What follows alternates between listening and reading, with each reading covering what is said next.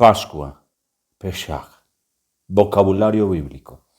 La palabra Pascua es la transposición del término hebreo Pesach, que ha sido variamente interpretado como pasar por encima o golpear. Ciertamente, según el relato bíblico, tiene el significado de pasar por encima, de saltarse, perdonando el juicio divino a las casas de los hebreos en la noche de la liberación de la opresión faraónica, a diferencia de aquellas egipcias golpeadas por el Señor.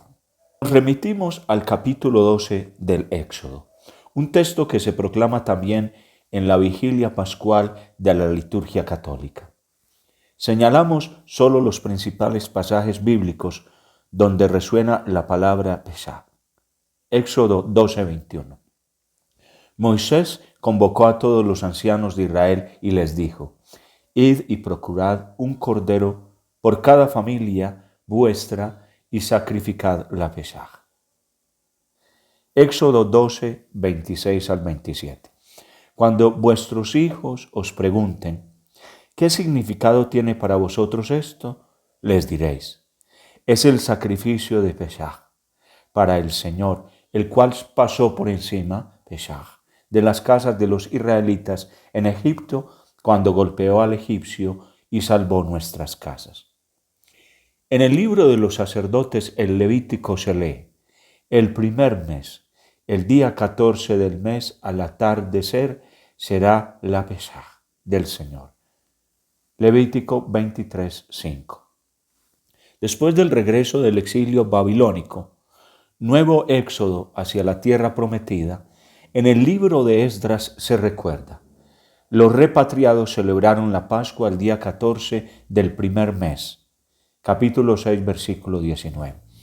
El primer mes al que se hace referencia abría el nuevo año, como sucedía en Babilonia, y ahora es el nombre presente en el calendario precisamente en la apertura del año primaveral.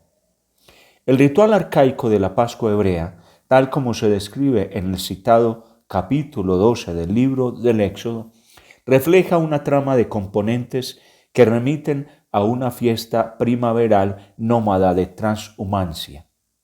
El rito del cordero asado, intacto en su osamenta, era un auspicio porque Dios, a quien era sacrificado, restituía un fruto puro del rebaño.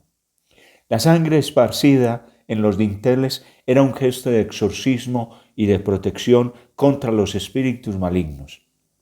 La provisión de viaje señalaba la transmigración en busca de nuevos pastos, mientras que los panes ácimos, sin levadura y cocidos en el horno, indicaban la necesidad de recurrir a la cocción sobre losas de piedra durante el viaje. La Biblia transforma, sin embargo, esta solemnidad estacional y naturista en una celebración histórica basada precisamente en la liberación de la opresión y el inicio de un horizonte de dignidad y de libertad en la propia tierra. Por esta cualidad ya no está ligada al ritmo cíclico obligatorio de las estaciones, sino al progreso de la historia en sus momentos gloriosos y miserables.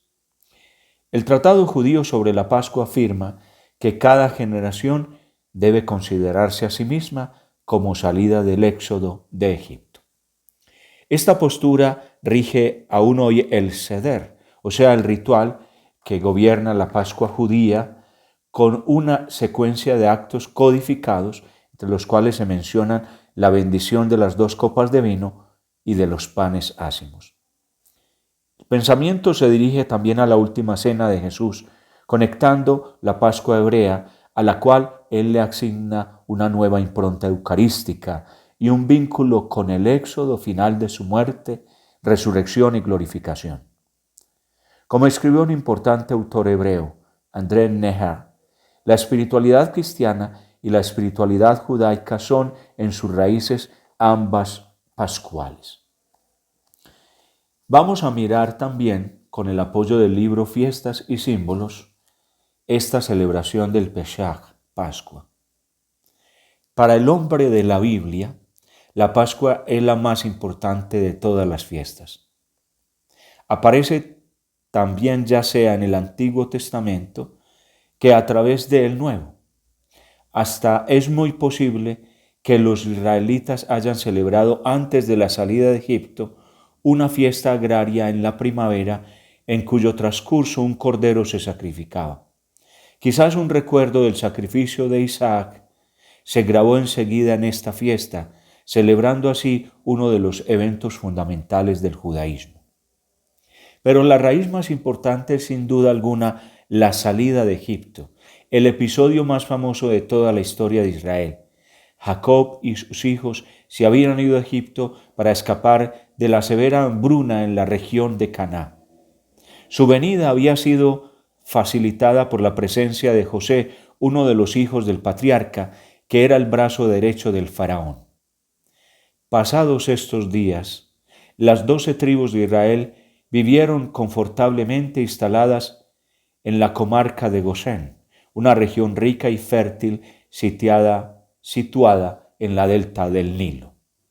Pero los años pasaron, los faraones se sucedieron y Egipto terminó por olvidar el papel benéfico que José tuvo en el pasado. Solo contaba el presente. Y a esta hora Israel era un pueblo próspero en expansión y poco inclinado a mezclarse con los autóctonos, formando poco a poco un estado en el estado. Si en verdad no representaba una amenaza directa para el imperio egipcio, constituía por lo menos un tema de preocupación para el poder. El faraón, que había puesto en marcha las grandes canteras, estimó este momento favorable para tomar a este pueblo y hacerlo capaz de suministrarle un potencial de mano de obra particularmente eficaz. Así comenzó entonces la esclavitud. Fue cuando un liberador apareció en el seno de este pueblo en la persona de Moisés, y el faraón se oponía a él con todas sus fuerzas. Pero el Dios de Israel intervino con poder, multiplicando los prodigios para liberar a los que habían puesto su confianza en él. La noche de la liberación, la muerte atacó a todos los primogénitos nacidos de Egipto, excepto los de las familias de Israel, que obedeciendo a Moisés habían marcado sus puertas con sangre de un cordero joven. Estos fueron salvados. El texto, Éxodo capítulo 12, verso 27, precisa que la muerte pasó de largo.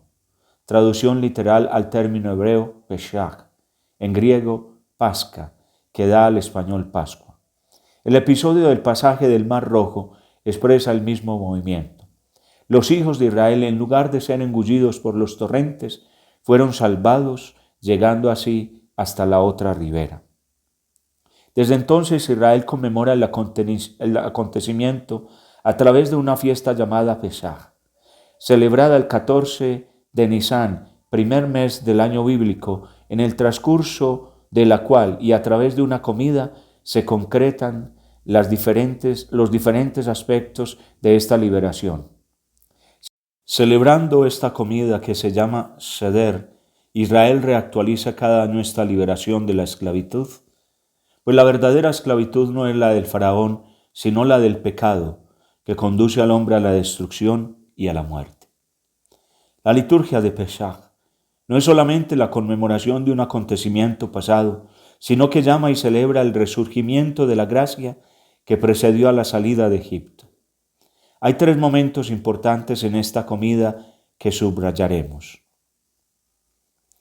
El recordar la antigua condición de servidumbre y de pecado mientras se consumen hierbas amargas, frecuentemente perejil remojado en agua de vinagre. Antes de dar gracias por la obra cumplida por Dios, es necesario recordar el estado en que nos encontrábamos antes. La amargura del pecado hace apreciar mucho más la dulzura de la misericordia. Luego sigue la bendición y el consumo de pan sin levadura, que nos recuerda el día de la salida de Egipto y el maná con el que el pueblo fue alimentado mientras atravesaba el desierto. Y finalmente, la bendición y el consumo de varias copas de vino materializan diferentes aspectos de la liberación. Las copas son 4, porque el texto en hebreo del relato de la Pascua utiliza 4 diferentes verbos para describir la liberación realizada por Dios. Pero esta liberación permanece inconclusa. La liberación de Egipto solo es el signo precursor de la redención final. Es por esto que en cada hogar, esta noche de Pascua, se sirve una copa suplementaria en honor del profeta Elías que cristaliza la espera mesiánica de Israel. Ciertas tradiciones afirman que solo el Mesías, en el momento de su venida, podrá tomar esta copa y compartirla, cumpliendo así totalmente la liberación de la humanidad. El deseo ardiente de Jesús de celebrar la Pascua con sus discípulos se explica entonces ampliamente. Él manifiesta que era Él quien iba a realizar plenamente la liberación de la humanidad con el don de su cuerpo y de su sangre. La Eucaristía, instituida la noche del Jueves Santo, es entonces presentada como la prolongación y a la vez el cumplimiento total de la Pascua inaugurada por la salida de Egipto. El Evangelio, según San Lucas, es muy preciso en su descripción de la comida eucarística. Después de la comida, tomó la copa y la dio diciendo: esta copa es la nueva alianza en mi sangre que es derramada por ustedes. San Lucas capítulo 22, versículo 20. En el desarrollo de la liturgia pascual, al final de la comida, solo la copa destinada a Elías no ha sido consumida. San Lucas parece pues indicar que Jesús tomó esta copa para compartirla con sus discípulos y manifestar así la obra de liberación que él había venido a cumplir.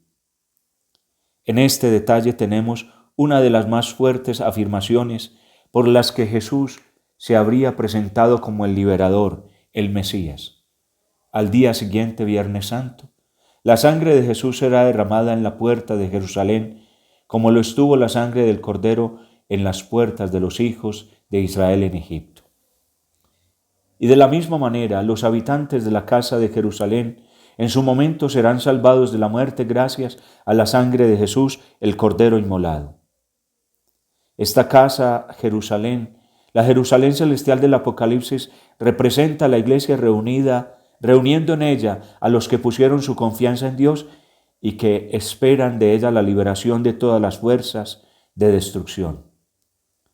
La Pascua, en la que se encuentran reunidos la salida de Egipto, el atravesar las aguas de la muerte y la resurrección de Cristo, es pues para la Biblia el evento central de la historia de la humanidad y de la economía de la salvación. El amor es más fuerte que la muerte y lo será siempre. Esa es la buena nueva que será proclamada hasta las extremidades de la tierra.